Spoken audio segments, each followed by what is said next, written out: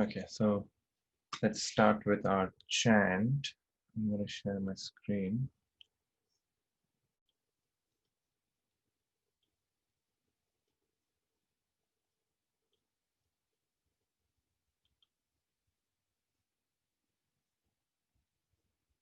Can everyone see the screen?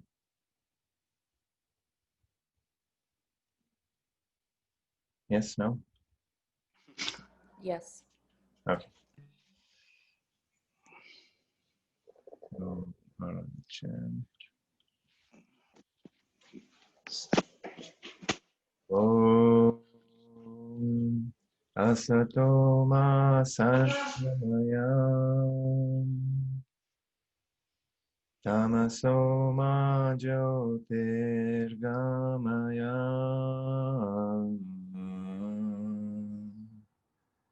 Mrityorma Amritam Gamaya Om Shanti Shanti Shanti Om. So let us hope that this study is productive and useful and dispels some of our darkness and shows us the light. Cool. Thank you all for joining and welcome back. So before I get into the text, I want to make sure my mic is set up to the right mic. Can you all hear me fine? Yeah.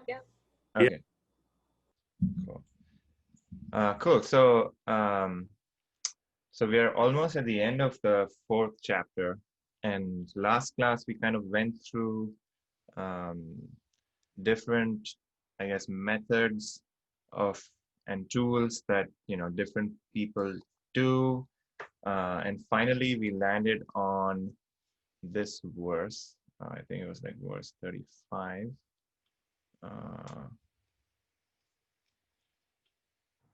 37, 35. Yeah, so we'll hear where where Krishna said that knowing that you shall not get deluded again. And that here is like, all of what we've been studying so far, which is, what is our true nature? Like, how do I do actions? What is the right way to do actions? Where is my problem, and how do I, how am I creating more and more bondages in my life, and doing actions in a way that's essentially trapping me. So that's essentially knowledge, right? So once we know that that's not the right way to do things, because that leads to a place where we feel more trapped and more bound, instead we want to do actions in a different way. And we kind of went through all of that, and finally he also spoke about that, in the end, like, knowledge is what we are essentially getting, which is knowledge of our own self nature. And once we see that we are that, we are not our limited minds, we are not, our complete identity is not just to this body, there's something else. Once we see that, then we see that everybody else around us has the same thing, and that is their identity, not their minds and their bodies too. So when you start to look at people, you're no longer like associating just their like their limited identities of their mind and body to them, just like you wouldn't do it to your own self. So there's this new way of looking at the world, and new way of looking at all of life. So that's kind of where we left off, and we're going to kind of wrap up this chapter. But any thoughts about stuff that came up last week? Any questions or anything? Or maybe about this verse too? No? Okay, cool. So let's continue on the journey. Would anyone want to volunteer to read the Sanskrit? Okay, I can do the Sanskrit. Anybody want to do the English?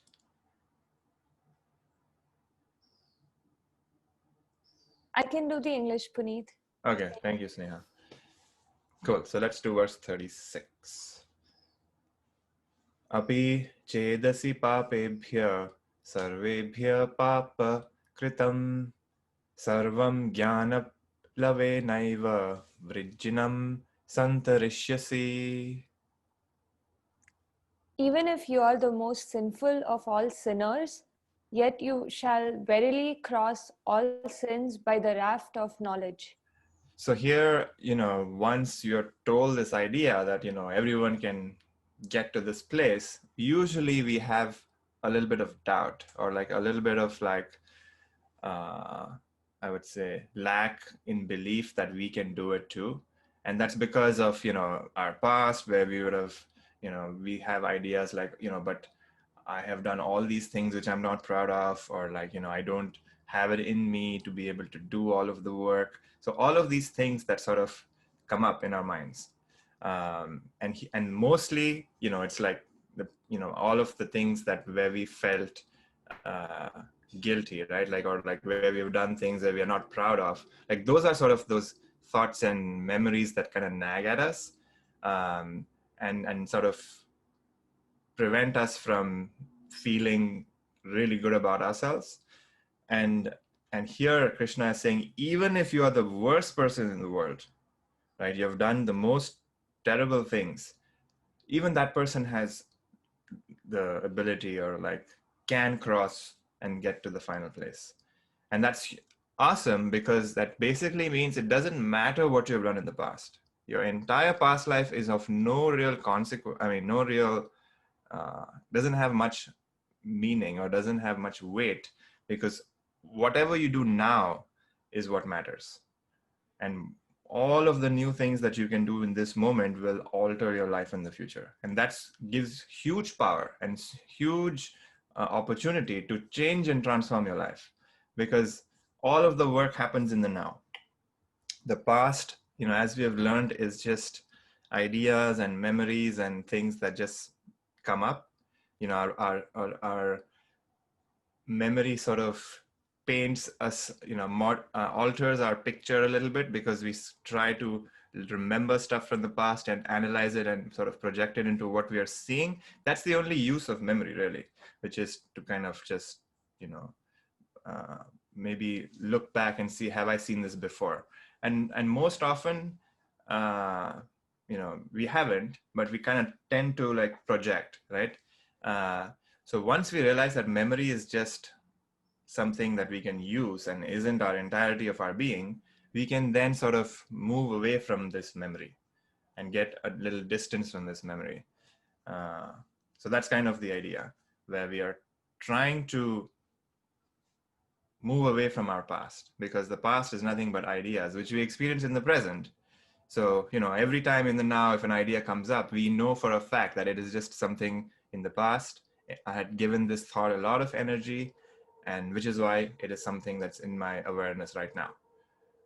If I give a new thought a lot of energy and I keep thinking about it today and tomorrow and for the next, let's say, month or so, that thought is going to become a very powerful thought. So we have an ability to like make thoughts powerful. So that's what we are doing now. This new thought that I'm giving you, or that this book is giving you, is that your memory is not is changeable. So that's a new thought too. So now if you start to believe that and start to play with that and start to experience that, you will see that that is actually true, and that is something that can be done. And then you start to move away from your habitual tendencies and from our regular patterns, and we start to move away in a different direction, and in the direction we want to go. So that's kind of the idea. I mean, I said a little bit more than just what this verse says, which is mostly about like, doesn't matter what you've done in the past, you can still move forward and get to the final destination. Any thoughts about this?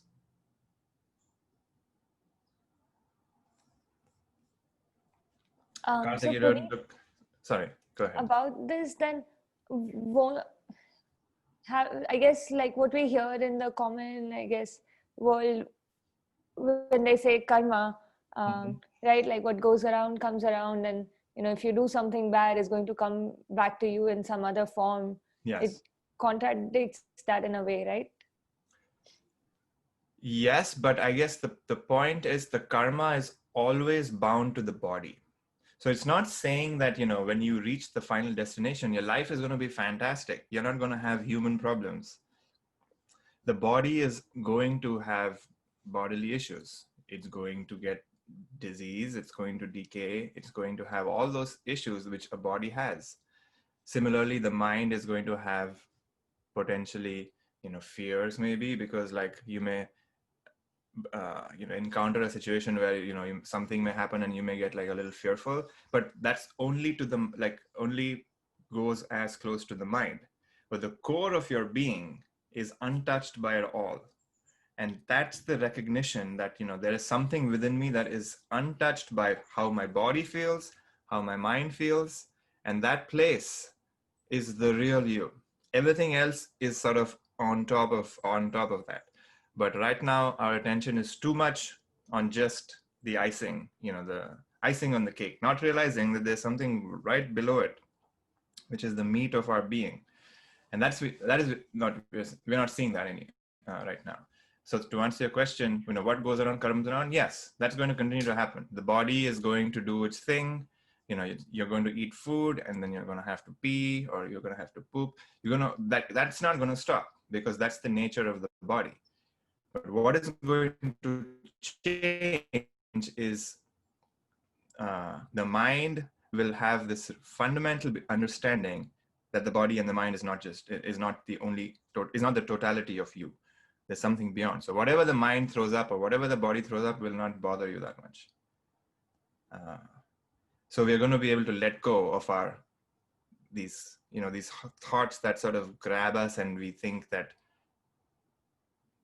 without them we wouldn't be who we are or whatever, right? Like there's all these deep rooted thoughts that we have, and they keep coming up, and they only come up because of our belief in them, because our belief in them gives them more energy, and because we give them more energy, they become stronger, and so they come up again tomorrow. But once we have this realization that the thoughts is just something that is coming up, has no sort of there's no sense of possession to these thoughts.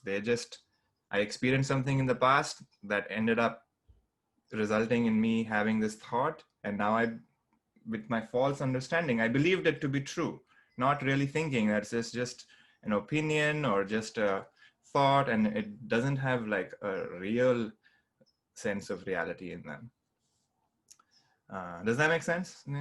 Yeah, makes sense. Thank you. Cool, good question. But the other thing we're going to learn is like, to really have a decent or like peaceful life, you're going to have to do things which are beneficial, not just to your selfish needs, but also to people outside. Because when there's the external environment in your to sort of have a healthy external environment, you have to act in a way that is beneficial to everybody else around you as well. So those things are naturally going to be a consequence, because we will start to see things much more clearly, because we are not always thinking of our limited self. The fear of like, am I going to be okay, is going to go away. Because once that fear goes away, then our natural behavior will be to treat everybody else the way we do treat ourselves. And that's a consequence. You don't even have to like practice or like, learn any morals or anything, because the sense of difference kind of goes away. But that's like a consequence. So, you don't have to practice it right now. But, focus on getting to realizing who we are, because once that happens, everything else is a consequence. All of like moralistic teachings and, you should do good or you shouldn't do bad. All of those things are never really something that we can really do, because, those are just theories and like commandments that we are given, but we never really choose to follow them, because deep in our hearts, we have all these other desires. And until we deal with that, we're never going to really act in the way that all these morals tell us to act. So all of those morals are actually a consequence of realizing our true nature, because until we do that, we're always going to act in a selfish way, which is going to, result in people getting hurt and all of that, right? So cool. Any other thoughts? Okay, let's do the next one. Yate dhansi samidhogni bhasmaktu kuruterjuna jnanagni sarvakarmani bhasmakt kurute tatha. As the blazing fire reduces fuel to ashes, O Arjuna, so does the fire of knowledge reduce all actions to ashes. So the problem is like, in our body, in a way, or in some part of us, there is a lot of desires. And those desires, and these are sort of egoistic desires, where I want to be famous, I want to be successful, I want to be rich, I want to be, validated or whatever, right? All these desires, and they all have this tendency, like, if this happens, I will be happy. Like those kinds of desires. There's a bunch of those desires in all of us, and we all are striving to fulfill those desires. That's human life, right? Uh, but the problem is that those desires, if done in a selfish way, don't extinguish. I mean, if I fulfill the desire, it never ends. What happens is, if I do it in a selfish way or in an egoistic way, the result of that is that I will have more of those desires. So it's like, you'll never find somebody who has made enough money, right? You'll never find somebody who's had enough fame. Like all of those things are never ending, because we want more and more when we get some of it, right? Like there's no boundary in human sort of possibilities and human imagination, where I have $1 billion, why I want $10 million, right? Like there's always more that we can get. So if we do actions from that standpoint, it always results in more desires. Instead, because of this knowledge that I want to act in a way without thinking about the outcome, I want to act because I have this deep desire, let's say, to make money, or I have this deep desire to become famous. I have it. So I will do actions to fulfill it, but not worrying about the outcome, because all of my energy is going into like trying to make a lot of money. So maybe I'll join a company which gives me a good salary or whatever, right? Or I get a lot of stocks or something. But I'm striving to do the work. But because I do the work, and because I'm expending and thinking about not the goal, and not whether I'm going to be happy when this is going, when I get a lot of money, I'm not thinking about those thoughts, I'm thinking about the work. What happens is that the pressure that this desire has, that starts to lessen. And over time, the thought that I will be happy because money is going to make me happy, for example, that thought's pressure dies down, and we have our own insight that money doesn't have real happiness, because we have sort of had a taste of that. We have sort of strived to do that. We have seen that, we have struggled, and maybe we have gotten some money, but that didn't help. Or maybe we didn't get some money, and we had this insight that it's not really worth all of the other consequences that come with, like, making more money or whatever, right? Maybe the job is super stressful, or like your boss is crazy. All these different things which come along with like choosing this path. So at some point, this knowledge will dawn that, okay, this desire is not worth it, or it doesn't work, essentially. And then we drop it. And that's the fire that we are trying to light, that we are lighting this fire within all of our egoistic desires that we have. And one by one, they're going to all fall away.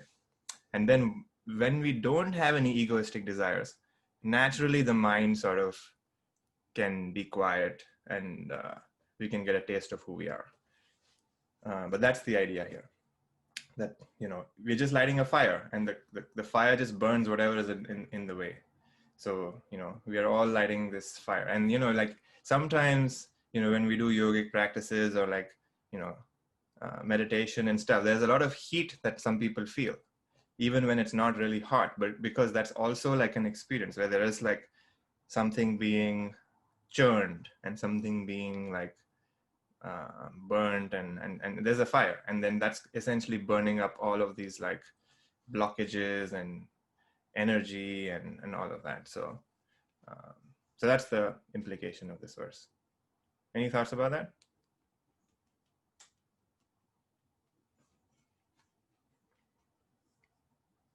Okay, let's do the next one.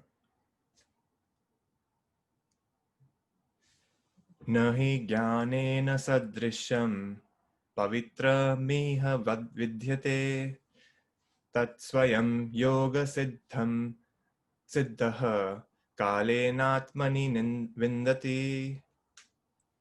Certainly, there is no purifier in this world like knowledge.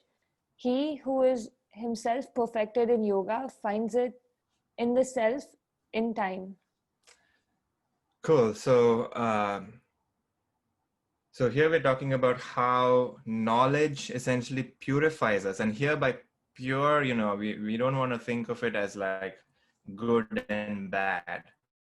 Pure here just means, right now my mind has a lot of thoughts, all kinds of thoughts, all my desires, all my worries, all of those things. And purifying is essentially is like reducing the volume level of the thoughts. That's all it is. And, it could be a thought where, I want to help 1,000 people in this world, this a thought, or it could be a thought like, I want a lot of money. Like both those thoughts are the same. They have the same effect, which is my attention is on the thought. And because my attention is on the thought, I don't perceive who I really am or what is my real nature. So that's the entire practice of yoga, which is purifying the mind, which is reducing the volume level of the mind. So that once it's low enough, then we introvert our attention and try to see who we really are, we can see. So in our meditations, when we practice, can you see the gap between the two thoughts, or like the space between the two breaths? All of those, in those moments, we're just trying to perceive who is it that is actually seeing everything. And that can only happen when the mind is quiet. In a loud mind, we just cannot do it because, our attention is just on the thoughts. There's, my teacher's teacher had this really cool, funny thing that he used to say. Like my teacher used to imitate him. He used to say something like, "Shut up and get out." Like that's what his teacher used to tell everybody. And it's not literally like, quiet, like shutting up in, your whatever you're saying, but it's like shut up in your mind. It's like once you quieten your mind, you will then have this realization that this divine life or the life force in you is the same life force in every other being. And the same life force which is pulsating in you is the same life force which is pulsating in everybody else. And that can only happen when the mind is quiet. So which is why shut up and get out. And get out is like stop paying attention to the mind. Get out of the mind. We want to step away from the stream of thoughts that keep coming and grabbing our attention, because the stream is nothing but just energy. Energy is flowing, and we are sort of trying to get in the way to see, oh, this thought is great. I want to look at this one, or I want to look at this one. And because we're doing that, we are just falling into the river of those thoughts all the time, and impossible to get back out. So shut up and get out. Very easy. That's the entirety of this teaching, which is shut up and get out. So once you do that, once we start to practice that, in time, we can perfect ourselves, which is all of our, habitual patterns and tendencies to think a certain way, they all dissolve, because they cannot, they are just thought structures that have been built over time, and they just have some energy, limited amount of energy. And those thought structures will just naturally fall off after a certain amount of time if we don't continue to maintain them. Just like anything in this world, think about it. We are no different than life outside. If life outside has to exist, if anything has to exist, there has to be energy given to it. If you create a building, if you don't maintain it, it's going to collapse by itself. And the only way to maintain it is to give more energy, maybe you'll need to like redo the foundation or whatever, right? Like, or make a new wall. So that is the nature of everything. There's nothing in this world which is not like that. So start to see that there is this uh, intelligence in this universe that pervades everything. Same intelligence. And the same intelligence that pervades everything is in you. So the same way that this world is the same way that you are. So thought structures are the same, which is over time, they will fall away if they are not given any more energy. So all we have to do is to get out of the way of the thinking. Um, cool. Any thoughts about this? Puneet, one thought.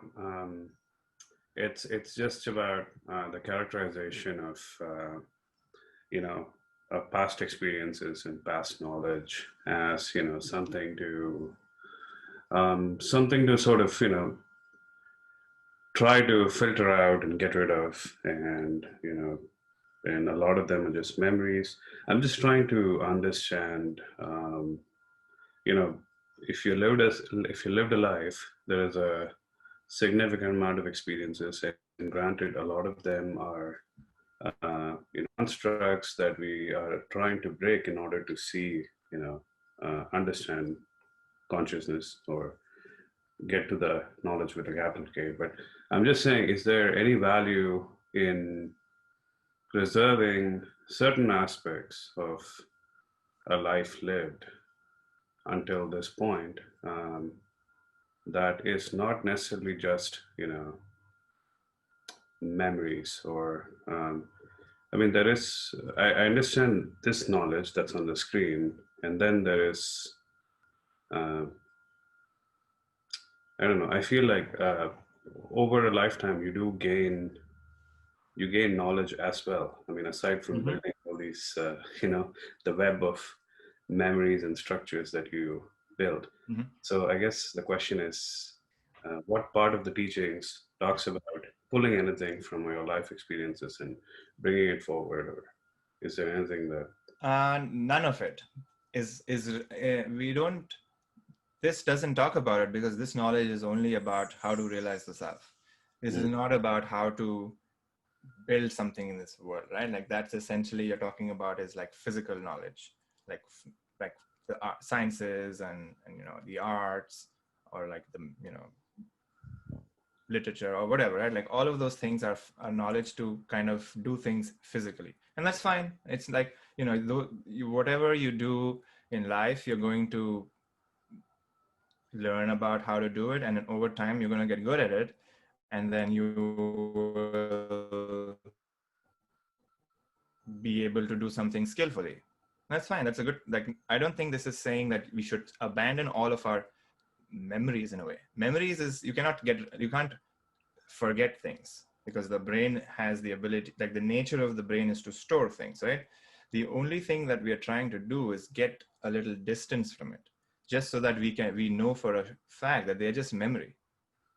Right. I guess my question was more about like if there are glimpses of this knowledge that you had in the past, through various experiences of joy or focus or concentration, and it I don't see anything that kind of allows you to go back. I mean, it allows you to go back in and tell you what's wrong and what to get rid of, but is there anything that allows you to go back in and try to sort of Go back in where? go back past and introspect and Yeah, see sure. retrospect, you know? Got it. So you're saying that something may have happened in the past, and then you want to like remember, or maybe have a relive that experience in the now to kind of analyze and see what happened, or like something that you could have done differently, or something you can learn from that experience. Yeah, I mean, I just feel like there's one way in which the past is characterized, whether it's whether we're talking about a 20-year-old or a 60-year-old, and that the knowledge that we are trying to attain or get to is absolute. And I'm just trying to assign some value to some of the Right. experience. There is value in the past. It's in the relative world. So in the physical world, if you want to do anything, you need to have memories of the past, right? So for example, if you're somebody, let's say, who grew up in the city, versus somebody who grew up in the village or something, who had no access to like any modern ways of living. You put those two people together, the one in the city will look like a genius to a person who has not like, ever seen a phone or like computers or like anything, right? They'll just be like, you're a magician. And what does that mean? That just means that you have more memory or you have more experiences. So you know how to operate a phone or you know how to operate a computer. Whereas a person who has never had that just doesn't know it. So that's just basically a function of memory, right? But the intelligence that you have and the intelligence that person has is the same. It's just that, the experiences that they've had have just led to them not knowing how to interact with a certain in a certain environment or whatever, right? So that's all it is. Memory is just essentially information that we can use to make a situation slightly better, right? Like if there's a problem in your experience, you can use memory to kind of solve it.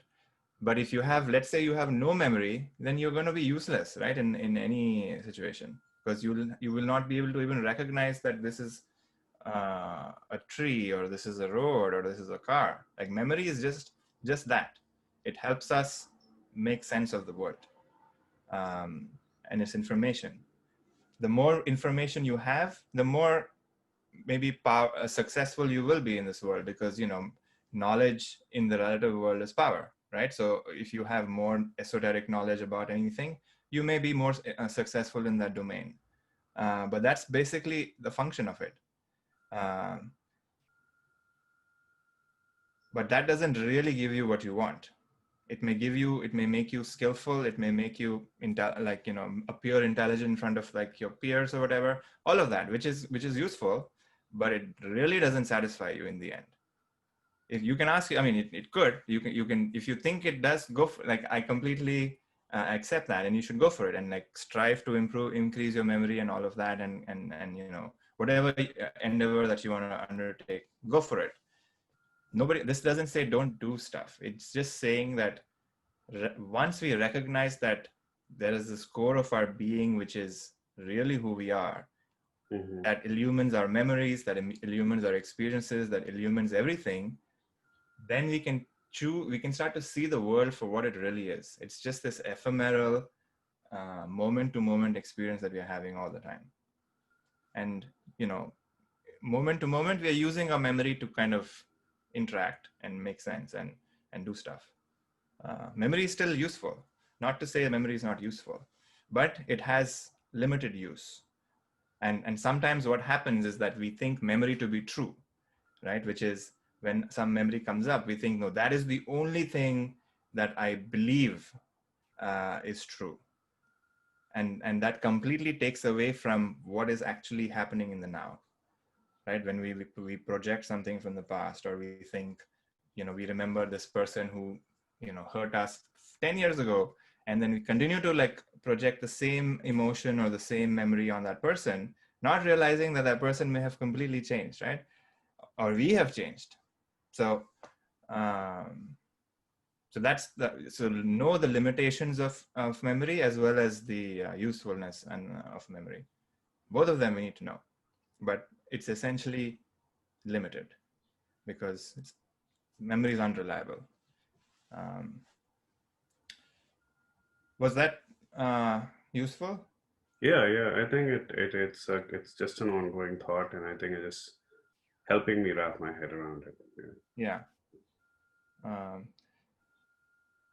Like we do talk about memory in yoga. It's one of the 4 aspects of the mind. I think it's the word for it is chitta, which is essentially we have our physical memory of like our mental experiences, but apparently we also have a lot of body memory. There's like, I think there's like genetic memory. There's all kinds of memories that we can start to access once we start to get a little bit more quiet.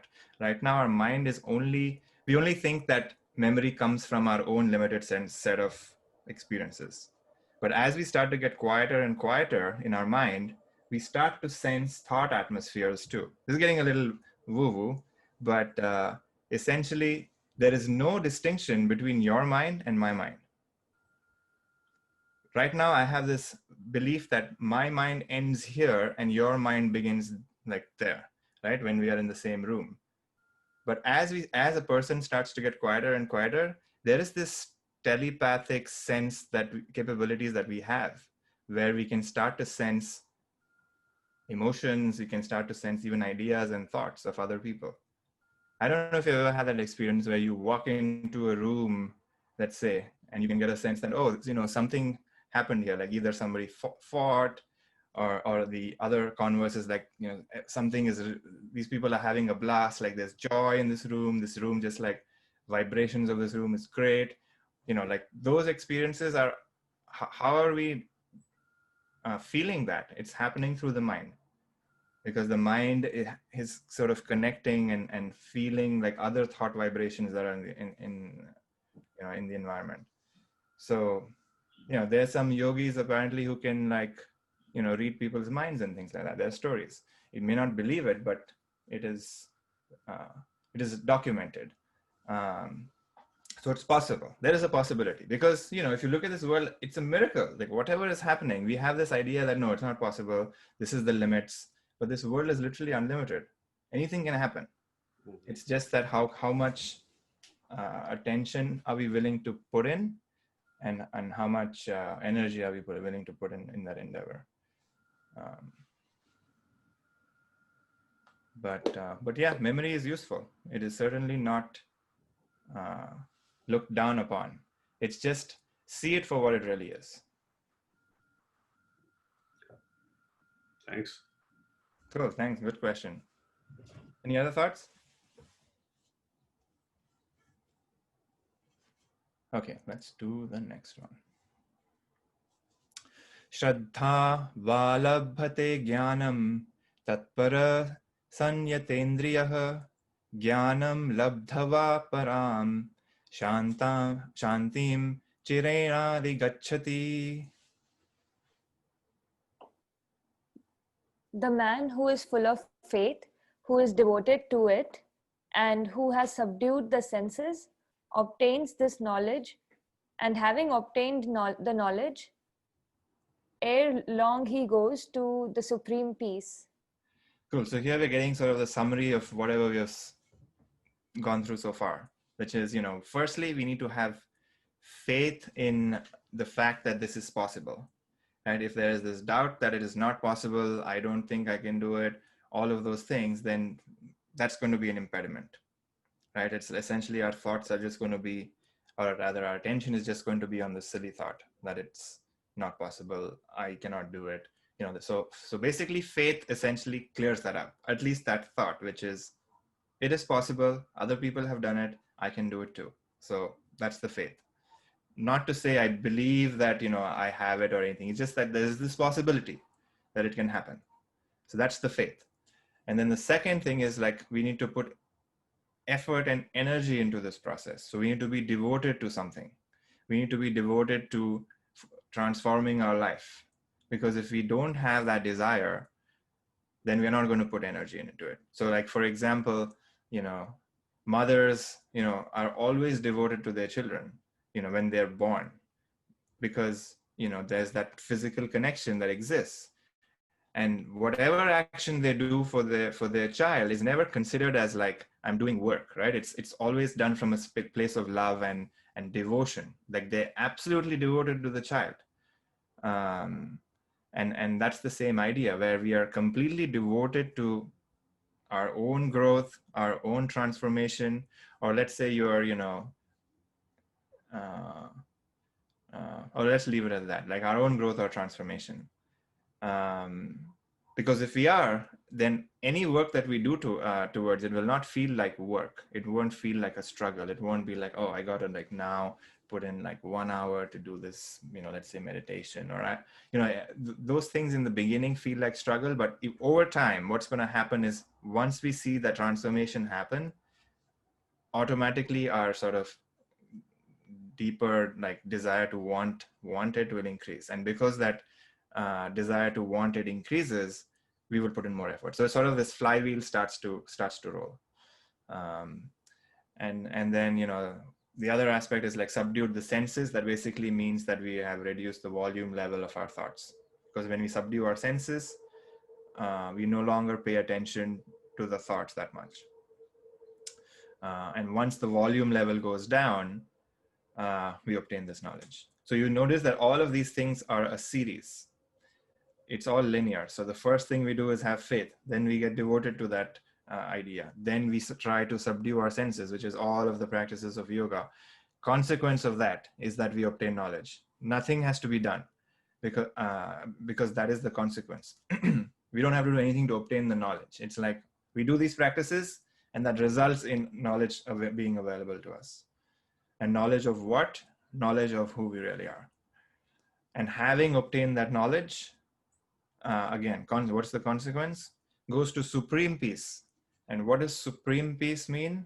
It means that peace that is not dependent on any external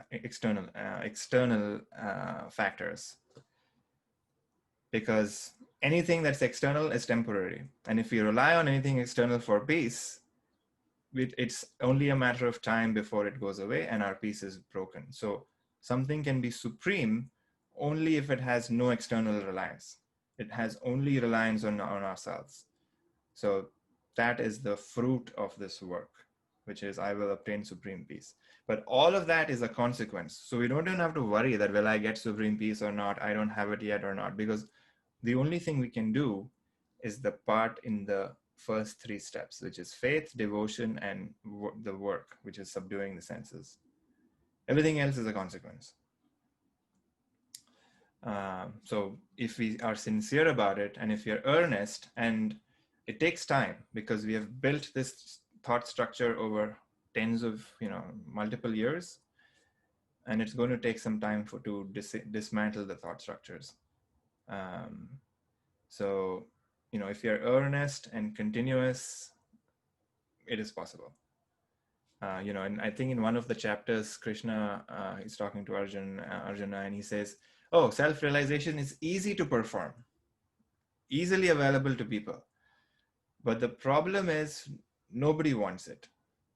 Nobody wants it. It's because what do they want? They want, possessions. They want a big house. They want family. They want all these other things. And there's nothing wrong in wanting those things. It's just that that's where their energy goes. And if they do all of those, if they try to obtain all of those objects with that mind, the result is that there's going to be misery after a certain amount of time, because we have not fundamentally understood that everything that we're going after is limited, and it's only a matter of time before it goes away. So that's this verse. Any thoughts about this? I think there's a consequence or the contrary verse to this. Yes, this one. So just kind of continuing what I was just saying. So maybe we can do this one. Agyaschashra dhadhyanascha sanshayatma vinashyati nayam lokasti na paro na sukham sanshayatmanaha. The ignorant, the faithless, the doubting self goes to destruction. There is neither this world nor the other, nor happiness for the doubter. Cool. So here we are given like the inverse of the previous verse, which is what happens when we don't have these qualities. So the ignorant, the faithless, and the doubting goes to destruction, which basically means, if we don't have faith in anything, like it doesn't have to be on like the self or like this path. If we don't have faith in anything in life, so let's say, you have faith in a certain endeavor, like, working in a certain field, and, that's where you belong and that's where you want to put in effort. If we don't have that, what's going to happen is we're going to be jumping from one place to another constantly, and we are not going to get anywhere. So, if people who are very successful in this world put faith in like one aspect and this like move along in that direction, right? And because they do that, they get a lot of worldly happiness, which is, they may get a lot of recognition, they may get like money or whatever it is, right? Like, but for that to happen, there has to be a lot of effort and belief that they can do it, and they're good and they're confident and they're skillful, all of that. But if we don't have those qualities, we're going to just be fighting with our own minds all the time. So that's the first world. But then, so that's why they say is neither this world or the other. And we're talking here, the this and that is, this world is the physical world and that world is the spiritual world. So in the spiritual world, if we don't have the same qualities, we are not going to have the supreme peace either, because it's the same idea. Our attention is only on these limited like thoughts of doubting, which is, I'm not good enough, this is not for me. And you can kind of see that, in San Francisco, we have, and in the Bay Area, I guess, we have a lot of people who are on drugs on the streets, and crazy in the sense like, they're sort of delusional, they're imagining all sorts of things. And from their perspective, they probably believe those things to be true, right? So from their perspective, they're completely like, okay, in their experience, they believe that there's some person here, or like their family is here, whatever, right? But from somebody outside, you look at them, you'll be like, oh wow, this person is really delusional, because they believe something that is obviously not there.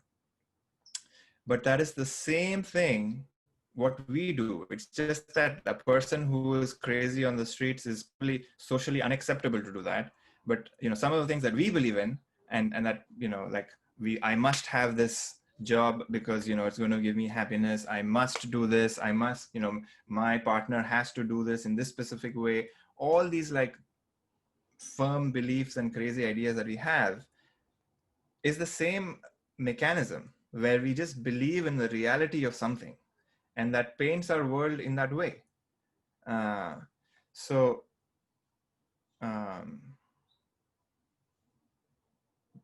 I guess what I'm trying to say is like we need to understand that the mind is limited, and we need to get away from that. So all of the doubts, all of the ideas, all of that is in the field of the mind.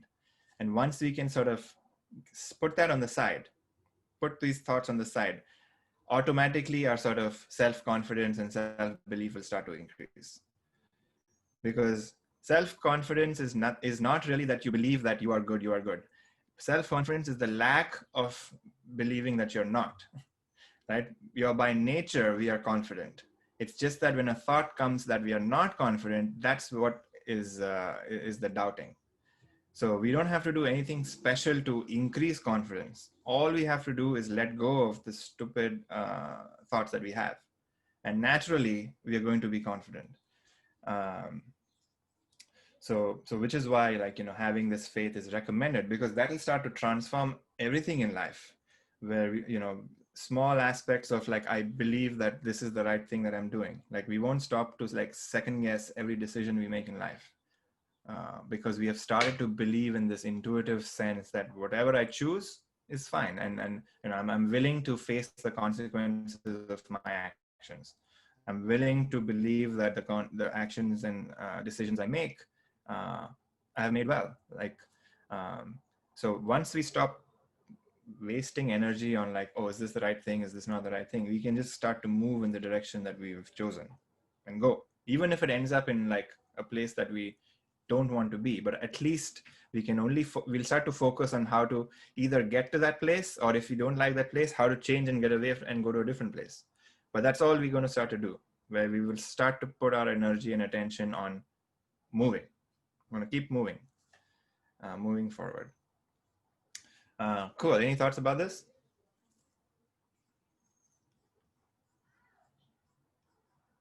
All right.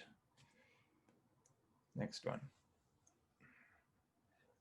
Yoga sanna yasta karmanam jnana sanchinna sanshayam atma vantam na karmani nibandhanti dhananjaya.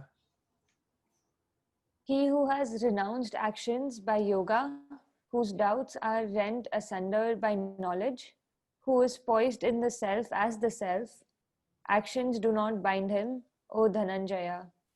Cool. So here, we're talking about renouncing actions, which, what we have learned in the past is like all we're doing is renouncing the fruits, where we are not concerned about whether this action is going to give me X or Y.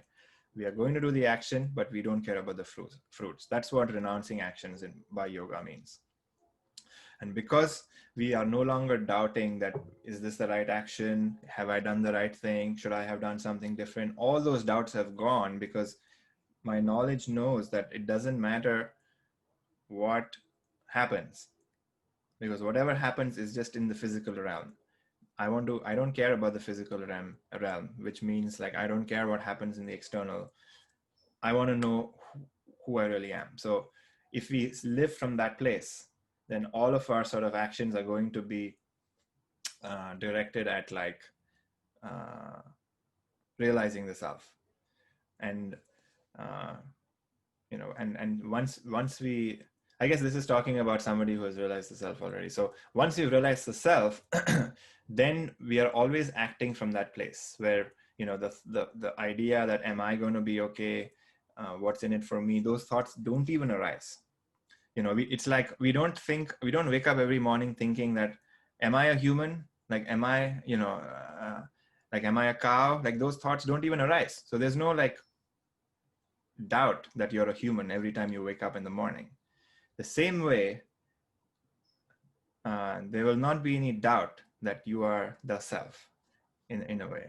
So like it doesn't matter like what actions happen, those actions will not bind me. So I could be striving to like make a lot of money too, but we know for a fact that if I get it and if I'm successful, even if I am, they will not create additional bondages and karma, because I'm just, my viewpoint has changed, like the way I'm perceiving the world has changed. And that sort of egoistic thoughts have completely dissolved. And that's the only problem that we have, which is like we are constantly thinking of our limited egos, of whether I'm going to be okay or not, or whether what's in it for me. So once those thoughts are gone, action will still happen, but it won't affect us and they won't bind us. And that's what Krishna is saying here. Any thoughts about this?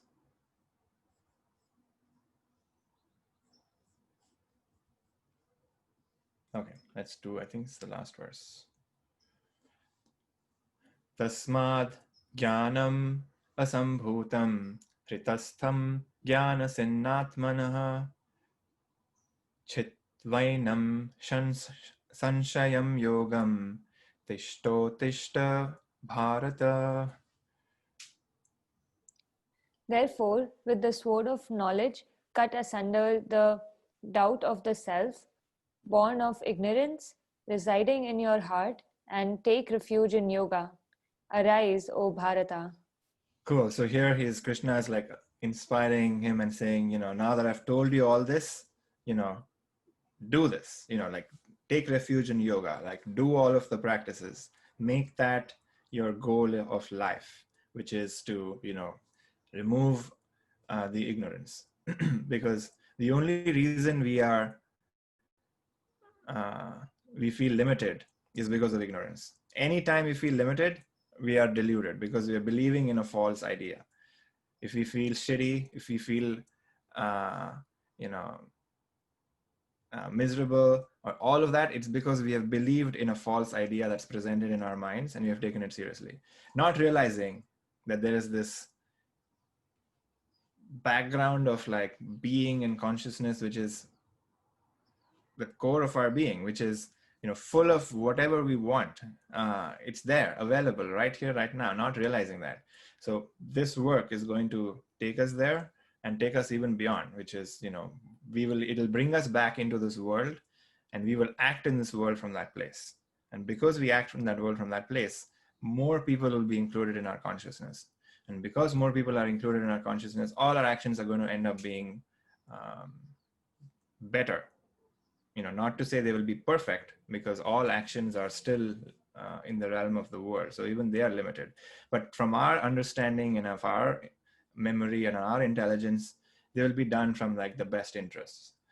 It still may result in like bad outcomes, but at least we know that we have tried it with our full capabilities. So that's all we can do in the end, right? We can just strive to do our best, and sometimes it works and sometimes it doesn't. So so that's going to happen, where we're going to strive to do our best in all moments, but fully knowing that it's okay, like whatever happens is okay. Either it works or it doesn't work. If it works, great. If it doesn't work, we will try to see how to fix it. But that's going to be the way we want to operate. So I think this was the last verse, and then we have the final concluding verse of every chapter in the Gita. So Om Tat Saditi Srimad Bhagavad Gita Sampurna Shatsu Brahma Vidyayam Yoga Shastre Shri Krishna Arjuna Samvade Jnanam Sanyayas Yogo Nama Chaturthau Adhyayah. Thus, in the Upanishad of the glorious Bhagavad Gita, in the science of the eternal, in the scripture of yoga, in the dialogue between Sri Krishna and Arjuna, the fourth discourse ends, entitled The Yoga of Renunciation of Action in Knowledge. Awesome. So we finished the fourth chapter, and we're entering the last chapter of this course. So this is called Yoga of True Renunciation of Action. So we're kind of like building on what we've done in the last chapter. So the first chapter, if you remember, was like Yoga of Action. Then we learned about Yoga of Renunciation of Action. And now we're going to learn Yoga of True Renunciation of Action. So exciting. So I think we have about like 13 minutes, so we can get going. We can do a couple of verses. But we're going to continue down this journey. There's going to be some interesting questions in this one. I like this chapter. Arjuna Vacha Sannayasam Karmanam Krishna Punyogam Cha Sansashi Yacheya Eta Yorekam Tanme Brumhi Sunashchitam. Arjuna said, O Krishna, you praise renunciation of action and again yoga, performance of action. Tell me conclusively that which is the better of the two. Cool. So like now Arjuna, like all students, is like, Krishna, you've told me that, you can do like renunciation of action, which is like, the knowledge, knowing that I am the self, which is like jnana yoga, where you're constantly turning our attention to the source of who we are, or the other aspect, which is yoga, which is like you do the action without the fruits of the action, without thinking about the fruits. So you can do two things. One, the first is, if a desire comes up, you can know that the desire is coming out of an egoistic place. I can drop it right then and there. And the second one is like go through with the desire, but like not actually care about the outcome. So now Krishna is like, you can do these two things. Now Arjuna is like, okay, now you've told me two things. Which one should I do? Like, I'm confused, right? Like, which one is better? Because like all people, I always want to do the least amount of effort. So I want to know which one is it that gets me to the place without much effort. So going on. Shri Bhagavan Uvacha Sannyasa Karma Yogascha Nishreya Sakaravubhav Tayostu Karma Sannyasat Karma Yogo Vishashyate. The blessed Lord said, renunciation of action and yoga of action both lead to the highest bliss, but of the two, yoga of action is superior to renunciation of action. Cool. So here he's saying that, both of those paths lead to the final destination.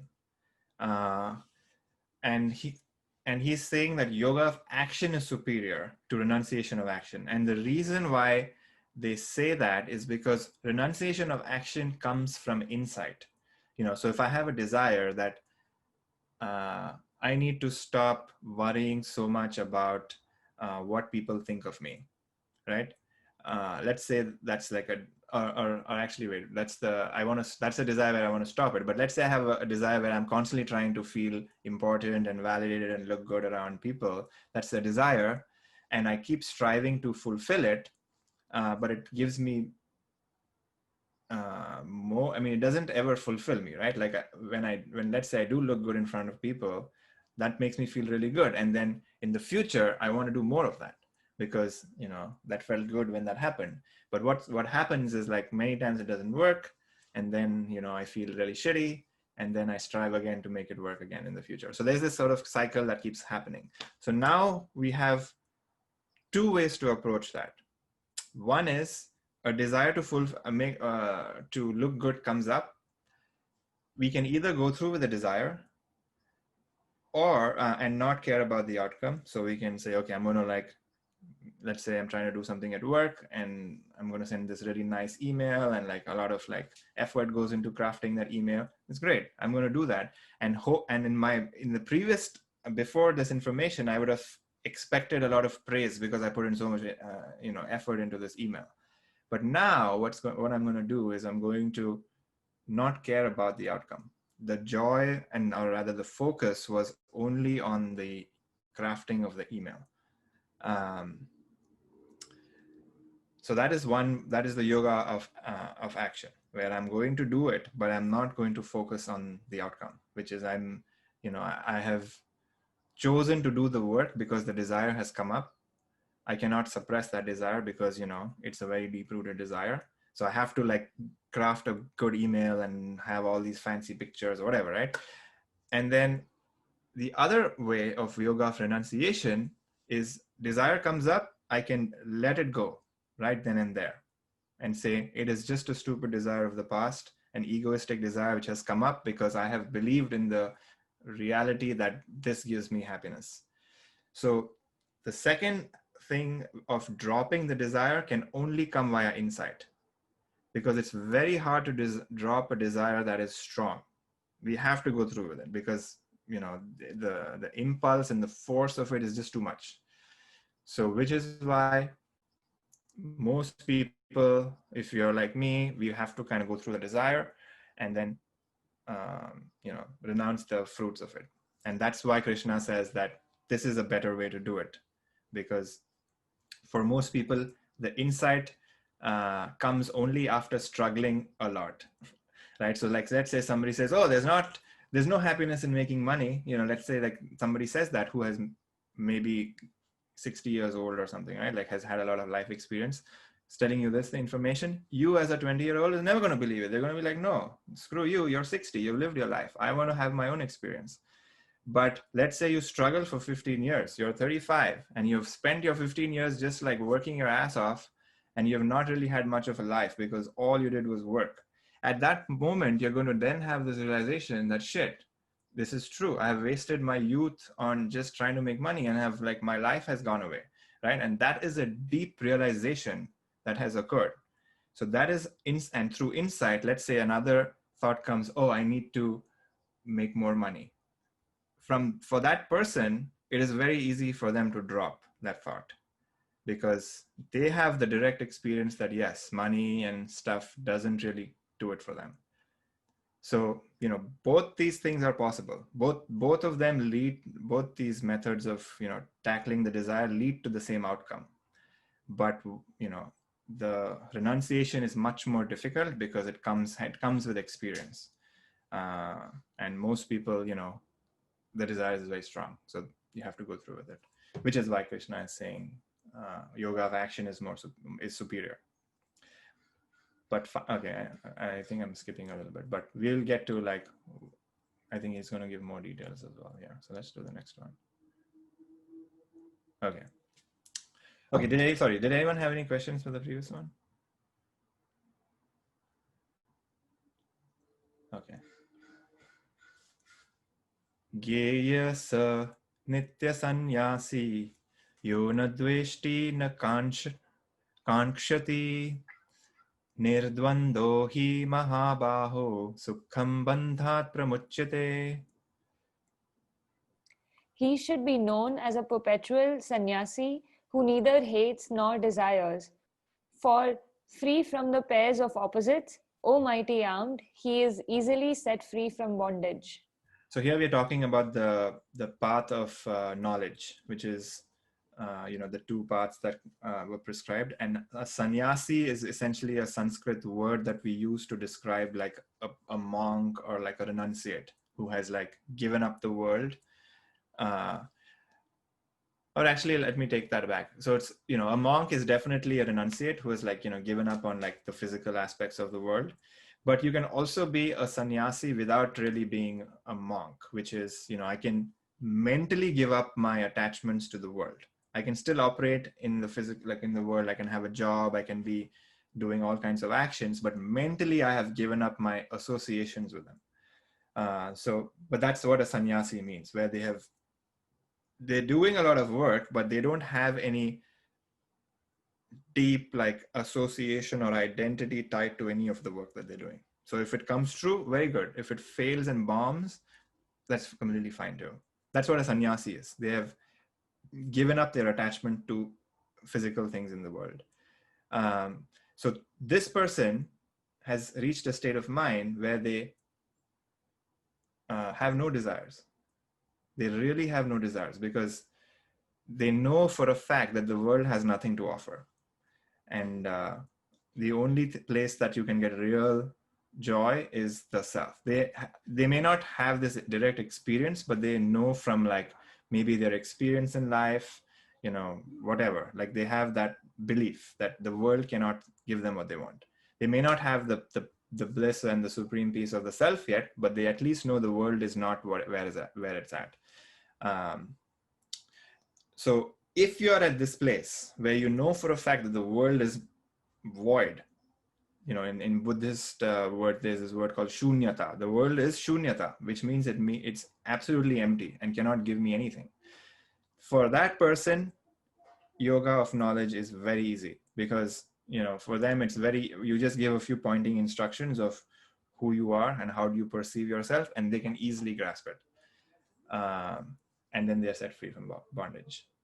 So this is sort of Krishna is describing that kind of a person. So it's kind of this. So this is a verse that you can look at and be like, "Am I like this?" It's kind of like one of those what is those? The Myers-Briggs sort of things where you get like a personality and you're like, "Huh, is this like me?" Am I what is it? ENTP or something, right? So this is, you look at this and be like, do I have these qualities? If this is not you, then we shall then look at the next verse. I think he talks about the other person. Or maybe not, sorry. But we'll get to the next part. But that was essentially a way to look at it and be like, is this where I'm at? Any questions about the previous one? Sorry, I know I'm jumping a little bit. Okay, maybe we'll do one more. Sankhya yogo prithak bala pravadandi na panditaha ekam pyasthita samyogya bhayo vardanti phalam. Children, not the wise, speak of Sankhya, knowledge, and yoga, yoga of action, as distinct. He who is truly established even in one obtains the fruits of both. So cool. So here we're given the idea that there are two separate paths and separate processes that you kind of go through. But once you reach the final goal, that person understands both the paths very easily because they realize what is the path trying to do. All of yoga is trying to reduce the volume level of the mind. That's basically all practice. And I would even go as far to say, not just yoga, entirety of all spiritual practices, be it Native American culture, be it like Middle Eastern culture, be it like Jewish things, all of those things, or like Islamic, everything, all of them are essentially trying to reduce the volume level of the mind. And we can then look at every practice and see, oh, is this reduce the volume level of the mind? If it does, great, it's a good practice. If it doesn't, it's not going to be effective. So that's kind of one way to look at things. And once we reach the final goal, then we can essentially understand all paths and all practices and everything, because we know because our minds is not different from somebody else's mind. We all have a physical nature, we have a mental nature, we have an emotional nature, and once we recognize and understand our own mind, we understand everybody else's mind as well. So that's kind of what this verse is indicating. And once you're established in one, you get the fruits of both. And here the fruits of both it's the same fruit. So there's not really two, you may read it as like two fruits, but it's just one fruit, which is the knowledge of ourselves. And I guess one thing I forgot to add, which is, if we do like the yoga of action, we are actually going to get very good at doing work in this world, because that is the best way to do work, which is how do I put my energy and my mind on the task which is in front of me without distracting my mind on silly things which just like dissipate my energy. So the consequence of doing yoga of action is you're going to get amazing at whatever you do, any action, because your mind is going to be single pointed and focused on the task, and that's it. That's the task is your world for the moment or for the duration that you're doing the work. So you become a master of the physical because of yoga of action, and you become master of the beyond, which is you become a master of the spiritual world, because you know how to act. So that's one advantage of doing yoga of action, which is you're practicing how to be good at working. So I think this is a good place to stop for today. Any thoughts about this verse or anything we did so far?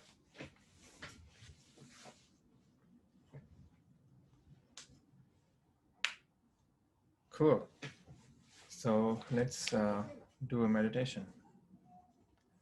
I will stop sharing. Oh, I think there was something in the chat. Sorry, I missed it. So Govind, you shared something with me. Do you want me to share it with the class, or is that something was private? Oh, you can share it with the class, no issues. Okay, so Govind says, several telepathic instances with me. I remember an old patient that they haven't seen me, hope they're fine, and the next thing I see them in my appointment list. It's weird and true. Yeah. So it happens when you're maybe thinking of somebody and then they just call you. Like that's also a very common experience that some people have. And that's because, we are sort of connected and we can sense when, or like the other thing is like when you're thinking of somebody and you call them and they were like, oh, I was just thinking about you, like that also happens. So yes, there is this telepathic connections that exist, and it's very cool. And it gets more and more like these things happen more frequently as our mind starts to quieten, because we start to plug in. There's this Akashic records and stuff. I don't want to get into it, but essentially there is like, if you want to like, do some research and stuff, there's you can look into that as well. But it's possible. What exactly did you say, Akash? Akashic records is just like a Western sort of interpretation of the ether element in yoga. So, the word we use to describe space in yoga, there's like 5 elements in yoga: earth, fire, water, wind, space, and I think it's, and ether. So Akashic records is like there is information in the ether element of this world, and we can sort of access it. And we experience that in our own mind, right? Like whenever we think of any thought, it appears in this space of our awareness, right? Like, so if we close our eyes and think of a strawberry or something, it appears in our space of my mind.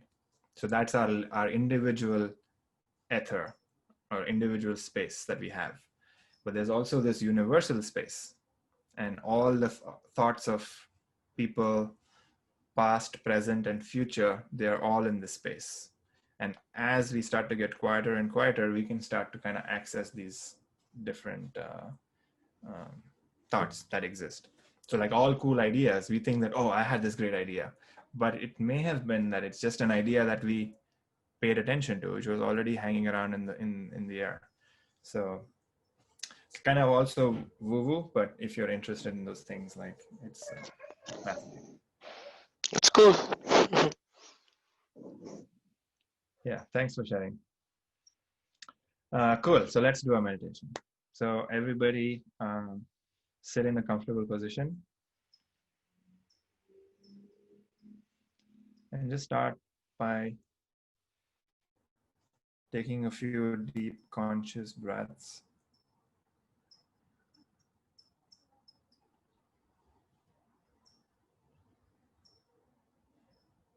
Just notice the breath going into your lungs and going out of your lungs. And while you're breathing, just gently scan your body. See if there's any tension, stress. And if there is, just imagine that on the exhale, you're releasing and letting it go.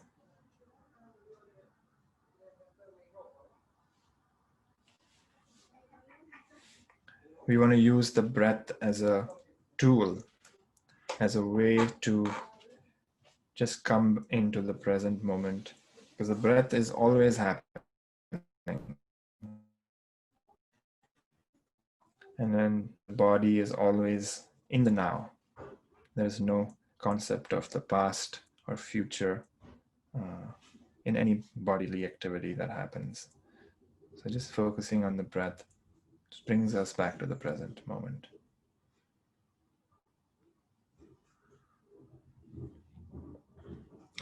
If you're thinking about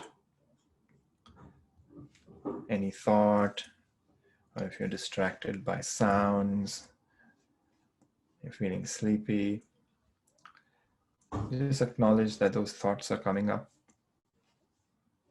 and bring your attention back to the breath.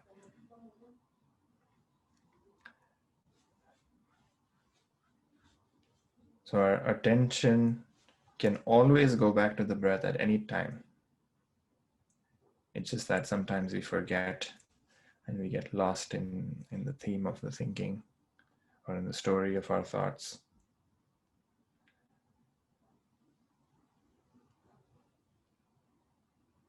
So when we are paying attention to the breath, I want you to also start to pay attention to when the breath stops and when the next breath begins, and when that stops and when that begins. So make sure there's like a small gap between the exhalation and the inhalation.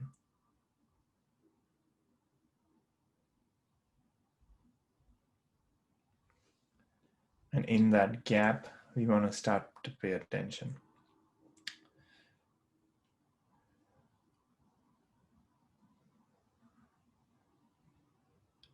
And try to see if you can get a sense of who is it that is looking at the breath.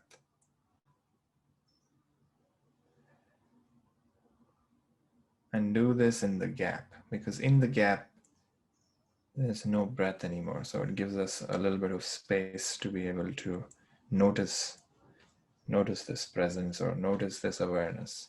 So see if you can get a sense of this sky-like feeling or this empty space in those moments of the gap.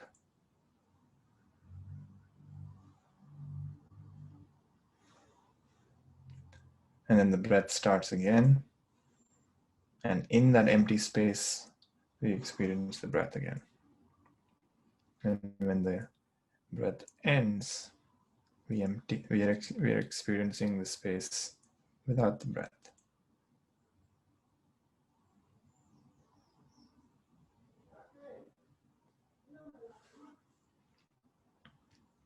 If the mind goes to a thought, acknowledge the thought and bring it back to the breath. And pay attention to the gap. And do this reversal of attention, where we want to see who is it or what is it that is illuminating this experience for us.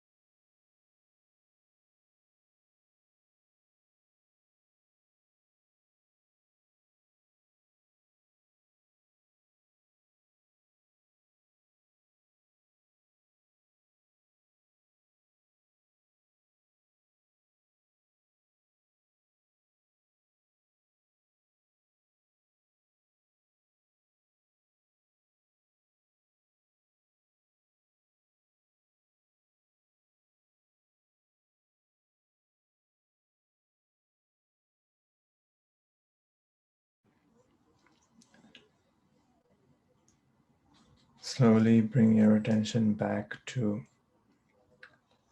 your body, sounds around you.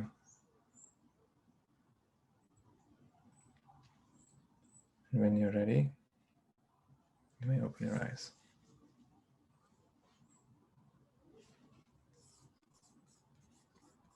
So let's end this class by doing our ending chant.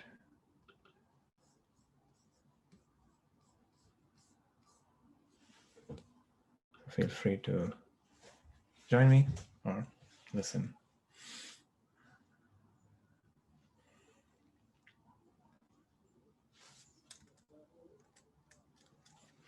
Yogarato va, bhogarato va, yogarato va, bhogarato va, sangarato va, sangavihina, sangarato va, sangavihina, yasya brahmani ramate chitta, yasya brahmani ramate chitta, nandati nandati nandatyeva, nandati nandati nandatyeva.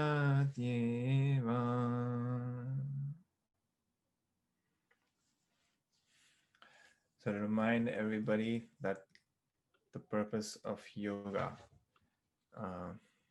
is to realize the self, and only the person who can revel in the self truly knows how to enjoy life. So I hope all of us can get there. And that's it. That's the end of the class. Thank you, Puneet. Thank you, Sneha, for reading. Appreciate it.